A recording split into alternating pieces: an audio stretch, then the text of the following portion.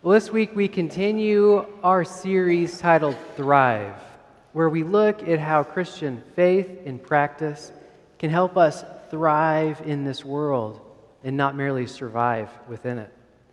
Last week, Carol talked about how God uses pauses and silences within our lives to give us renewal and rejuvenation to continue. Well, this week, in our gospel reading, we read of Jesus encouraging his followers to set themselves wholeheartedly to the work of God in this world. In our terminology here at the cathedral, we might say that he is encouraging us to focus on doing the work of being a people of prayer and action. To truly thrive in this world, to really experience the joy and the peace and the rest that God intends for us. We should avoid the temptations and distractions that get in the way of our regular pattern of prayer and living out in actions in the world that speak of God's kingdom.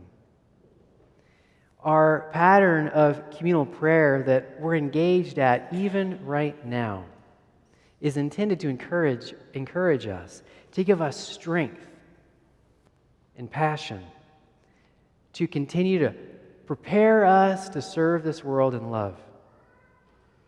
I have a paraphrase quote from the theologian Howard Thurman that I have posted in my office. And this is how he describes what church gatherings like this should be about. This is what he says. The church should be a place of rest and renewal, a beachhead of true community, which gives people fresh courage to continue the Christian life. As Thurman says, our prayer life together in services like this and all the many other ways in which we gather as a cathedral community, they exist to give us rest, encouragement, and strength to continue in our Christian faith that is oftentimes difficult in this world and face challenges. In other words, our prayer life gives us strength and courage for action. And a lot of work goes into services like this that we're participating in now. We have ushers, we have acolytes, we have vergers, we have singers, we have musicians, we have sound operators, we have live stream directors, we have an altar guild, a flower guild, we have readers, we have intercessors, we have chalice bearers that are coming back. We hope to restart and reintroduce wine in our services. And so we're looking for people to volunteer to be chalice bearers. So if that's something that interests you, please contact me, Carol, or Cindy.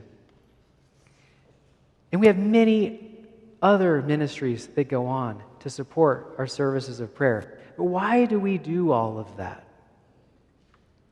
I think one reason is we want to create an environment of welcome for every single person who comes through our doors. Our ushers are often the very first people to welcome and greet people who come through those doors. And they make sure they have what they need to worship with us. It's a wonderful and deeply loving ministry. Our ushers have the incredible privilege of being some of the first people to introduce folks to this way of following Jesus that we as Episcopalians have.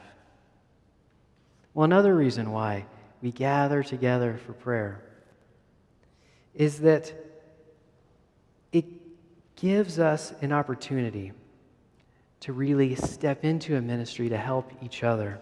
And often when we do that, when we take on a ministry like the ushers, it makes the entire service of prayer more significant and gives it deeper meaning for us. And there's spots for each one of you. If you would like to plug into any of these ministries that make our prayers possible, let me know. and I'll help you with that. But I'll mention one other reason why we gather for prayer, and that's the reason that Jesus mentions in our gospel reading this morning. Gathering for communal prayer helps to recenter us. It aids us as we try to put aside the distractions and temptations that can prevent us from fully living into being people of prayer and action. My maternal grandfather told me stories about his upbringing as a boy. He lived in a Mennonite community in Oklahoma. They had settled that area during that Sooner rush to get some of the land and turn it into farmland. His family arrived at their plot, and they dug a hole in the ground. They made a roof of grass. My grandfather literally lived in a hole. Life was challenging. It depended on good weather and a good crop to survive the next season. In many ways, his stories to me remind me of Jesus' time, because they both shared this subsistence agricultural economy. And so many parts of their lives were probably pretty similar. My grandfather told me how his family barely survived the Dust Bowl. In the 1930s, the Southern Plains region of the United States experienced a severe drought. Crops failed, and then on top of that, heavy winds swept over the flatlands, kicking up enormous clouds of dust that choked the life out of plants and livestock. It was hard to make it through, but they barely did. In that first harvest season, after the Dust Bowl receded, they had the biggest field of corn they had ever had. And my grandfather told me that he looked out the window with his father right beside him as storm clouds came overhead and golf ball-sized hail fell down and ruined the entire crop before they were able to bring it in. My grandfather told me that that was the one and only time he ever saw his father cry. Well, his father taught my grandfather how to plow. And my grandfather told me about the many hours he spent behind a horse plowing their cornfields. And he said the secret to plowing was keeping your eye on a particular spot out in the distance and focusing on that and never looking back at the row that you had just plowed.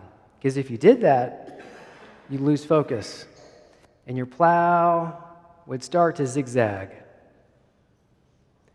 And if your plow started to zigzag, you wouldn't be able to plant as much corn. And if you weren't able to plant as much corn, you wouldn't have enough food for the next year. You might not survive if you didn't focus ahead.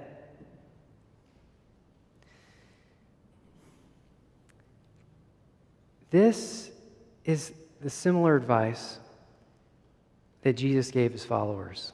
As he was traveling to Jerusalem to bring his ministry to culmination, there were several people that came to him and said they'd like to follow him. But in each one of these encounters, people had an excuse on why they couldn't do it right then.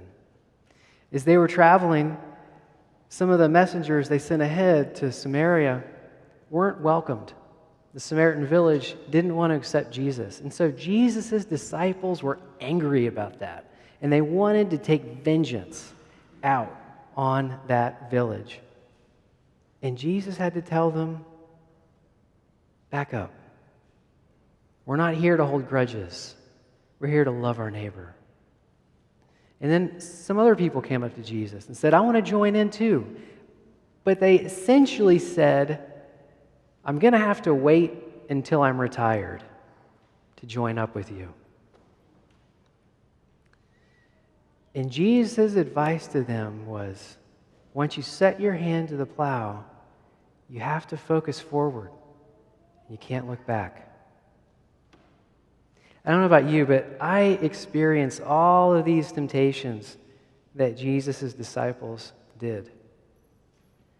I face discouragements as I look out at the state of this world, the immensity of the challenges, and the heartbreak and the struggle that we face. And sometimes I just want to give up.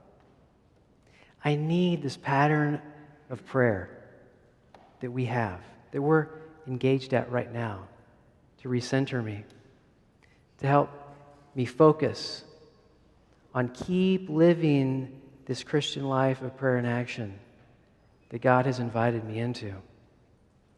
I need the rest and renewal that we're experiencing in this moment to then give me the strength, the courage, and the hope to continue.